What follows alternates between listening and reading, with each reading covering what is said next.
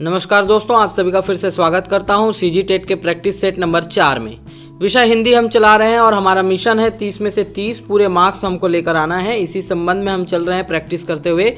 आशा है आप सभी को इससे अच्छी प्रैक्टिस हो जा रही होगी। क्वेश्चन पेपर का पीडीएफ को डाउनलोड करने के लिए आप हमारे ग्रुप से जुड़ सकते हैं, जिसका डिस्क्रिप्शन में लिंक दिया हुआ है। चलिए स्टार्ट करते हैं क्लास को और प्रैक्टिस से स्टार्ट करते हैं। देखिए, सबसे पहला प्रश्न आता है, क्या भूलूं क्या याद करूं, किसकी आत्मकथा है।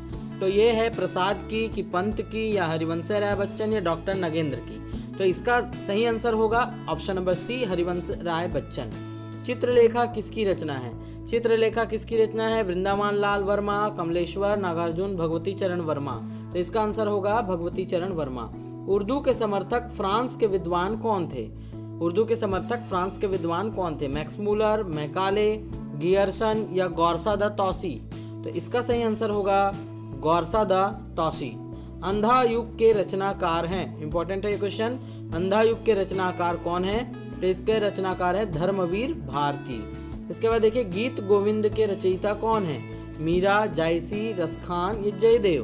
तो इसका फाइनल आंसर होगा गीत गोविंद का फाइनल आंसर है जयदेव के द्वारा रचित है। निम्नलिखित में से कौन सा शब्द उत्सुक का विलोमार्थक है। विलोमार्थक यानी विलोम शब्द, पिपायु, अनुत्सुक, जिज्ञासु या दर्शनार्थी। तो इसका सही आंसर आएगा ऑप्शन नंबर बी, अनुत्सुक। ठीक है। इसके बाद देखिए, कौन सा शब्द तरंग शब्द का अनेकार्थक नहीं है, बोल रहा है तरंग का अनेकार्थक नहीं है। तो कौन नहीं है, लहर या स्वर लहरी या फिर उमंग या नौका। तो उमंग भी तरंग का अनेकार्थक है, ये भी है, ये भी है। इसका सही आंसर है नौका, क्योंकि इसमें पूछा है नहीं है। त वर्ग का उच्चारण स्थान क्या है, तालु से होता है, मूर्धा से होता है, दांत से होता है या ओष्ठ से। तो त वर्ग का उच्चारण जो होता है वो होता है आपका दांत से। ठीक है दोस्तों, वीडियो को शेयर जरूर करें सभी तक, ताकि सभी को प्रैक्टिस सेट मिल जाए और प्रैक्टिस वो सही से कर सकें और 30 में 30 मार्क्स लेके आए। निम्नलिखित में से कौन सा शब्द स्त्रीलिंग नहीं है। तो कौन सा शब्द स्त्रीलिंग नहीं है, गर्दन, कमर, कान या जीभ। तो यहाँ पर स्त्रीलिंग नहीं है कान। कान होती नहीं है, कान होता है। ठीक है। इसके बाद रण कुशल में समास बताइए। रण कुशल में समास तत्पुरुष है, द्वंद्व है, अव्ययभाव है या बहुब्रीहि है। तो इसमें समास जो आएगा तत्पुरुष समास। अगर विग्रह करने बोलेगा तो क्या आएगा, रण में कुशल। उद्योग में कौन सी संधि है, बिल्कुल सरल सा सवाल है। स्वर संधि, विसर्ग संधि, व्यंजन संधि या इनमें से कोई नहीं। तो इसका फाइनल आंसर आएगा व्यंजन संधि। इसका आएगा उत धन योग, उद्योग। ठीक है। इसके बाद नेक्स्ट देखते हैं, उर्मी किसका पर्यायवाची है। तो उर्मी, तरंग, झील, नदी या वायु, इसमें से किसका पर्यायवाची है। तो इसका आंसर आएगा उर्मी का पर्यायवाची है तरंग। इसके बाद देखिए, सत्याग्रहियों के समूह को क्या कहते हैं, फौज, टोली, जत्था या टुकड़ी। तो सत्याग्रहियों के समूह को कहते हैं जत्था।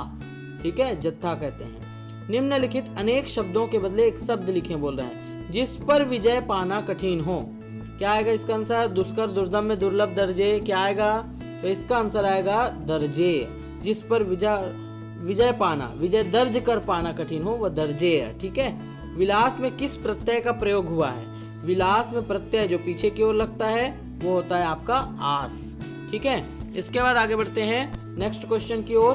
तो देखिएगा, लिखित कार्य की जांच में बच्चों की सहायता लेने से क्या होता है, केवल पठन कौशल का अभ्यास होता है, बच्चे ज्यादा गलतियां ढूंढना सीख जाते हैं, बच्चों को दूसरों की हस्तलिखित सामग्री को पढ़ने का अवसर और अवलोकन क्षमता के विकास का अवसर मिलता है। मतलब लिखित कार्य की जांच में बच्चों की सहायता अगर आप लेंगे कि कौन सा सही है कौन सा गलत है, तो जाहिर सी बात है ऑप्शन नंबर सी आएगा कि बच्चों को हस्तलिखित सामग्री को पढ़ने का अवसर मिलता है और अवलोकन क्षमता का विकास होता है। भाषा शिक्षण के दौरान नाटक शिक्षण किसका महत्व नहीं है, मौन पठन, वाचिक अभिनय, कक्षा अभिनय और रंगमंच अभिनय। तो इसका सही आंसर आएगा मौन पठन। इसके बाद देखिएगा, निम्न में से कौन सी विधि रचना शिक्षण की विधि नहीं है, रूपरेखा विधि, भाष्य, परामर्श या निर्देशन विधि। जाहिर सी बात है इसका आंसर ये वाला है, भाष्य विधि रचना शिक्षण की विधि नहीं होती है। बालक भाषा में अपना विकास करने के लिए निम्नलिखित में से किस एक उपक्रम के रूप में प्रयोग करते हैं, बोलने को, सुनने को, लिखने को, भाषा को। इसका आंसर आएगा भाषा में विकास करने की बात बोल रहा है, इसलिए भाषा को आएगा। निम्न में से क्या गृह कार्य का सबसे बड़ा लाभ है। आप सभी जानते हैं टीचर बन गए होंगे तभी टेट दिला रहे हैं, तो छात्र में कौन सा गृह कार्य देने से क्या लाभ होता है उनको। जी हाँ बिल्कुल, छात्र में स्वाध्याय की आदत का विकास होता है, यही सही आंसर है। मातृभाषा की उपयोगिता से संबंधित विकल्प नहीं है। ध्यान रखिएगा, ऐसे प्रश्नों को ध्यान से बनाइएगा। नहीं है दिया रहता है तो हम लोग क्या करते हैं, नहीं को नहीं पढ़ पाते और एकदम सरसरी बातों में आकर सीधा कुछ भी टिक कर देते हैं। तो ध्यान रखिएगा, इसका ऑप्शन नंबर डी आएगा, सही है। जो मातृभाषा प्रगति पथ की बाधक है, ये विकल्प गलत है वहां पर, ठीक है, आंसर वही आएगा क्योंकि गलत पूछा था। देखिए अगला, भाषा शिक्षण किस विधि का प्रयोग अधिक लाभकर होता है? कौन सा भाषा शिक्षण में कौन सी विधि का प्रयोग करना चाहिए? प्रश्नोत्तर का करना चाहिए, खेल विधि का, डाल्टन का, या इनमें से कोई नहीं? तो इसका आंसर आएगा आपका खेल विधि, ठीक है। हिंदी शिक्षण को उन्नत बनाने का साधन है, तो इसमें क्या है, श्याम पट्ट है कि पाठ्य पुस्तक है, मानचित्र है कि ये सभी है? तो इसका सही आंसर आएगा आपका तीनों, अर्थात ये सभी, ठीक है। मूल्यांकन से अभिप्राय है निरंतर चलने वाली प्रक्रिया, वांछित व्यवहारगत परिवर्तन की जानकारी, ये सभी है उद्देश्यों की पूर्ति का सीमांकन। तो इसका सही आंसर आएगा आपका ये सभी, ऑप्शन नंबर डी। यदि विद्यार्थी लिखते समय किसी वर्ण को भूल जाता है तो उसे क्या कहते हैं? आगम, लोप, विपर्यय, या फिर इनमें से कोई नहीं? उसको कहते हैं लोप। कोई चीज छूट जाए उसको कहते हैं लोप। छात्रों को जिस भाषा कौशल शिक्षण द्वारा निसंकोच कहने योग्य बनाया जाता है वह क्या है? मौखिक अभिव्यक्ति कौशल, निबंध कौशल, प्रवण कौशल, या पाठ पठन कौशल? कौन सा आंसर सही होगा, जल्दी बताइए। मौखिक अभिव्यक्ति कौशल। रूपरेखा शिक्षण विधि संबंधित है। रूपरेखा शिक्षण विधि संबंधित है किससे? रचना से, कहानी शिक्षण से, व्याकरण से, गद्य शिक्षण से। तो रूपरेखा याद रखिएगा रचना से है। कोई भी चीज रचना करते हैं उससे पहले हम लोग उसकी रूपरेखा देखते हैं। सार्थक ध्वनियाँ, शब्द एवं वाक्य रचना का मूल तत्व क्या है? प्रयोगात्मकता, भाषा निर्माण, वाक्य निर्माण, या व्यंजन? तो इसका सही आंसर आपका आएगा भाषा निर्माण। माध्यमिक स्तर पर विविध कक्षों में भाषा शिक्षण के अंतर्गत निम्न में क्या उद्देश्य प्राप्त करने की चुनौती होती है? छात्रों को द्रुत गति से सस्वर मौन पाठन करने की प्रेरणा देना, अभिनय संवाद की योग्यता, व्याकरण का उच्च ज्ञान प्राप्त कराना, उपरोक्त सभी? तो इसमें आंसर आएगा उपरोक्त सभी।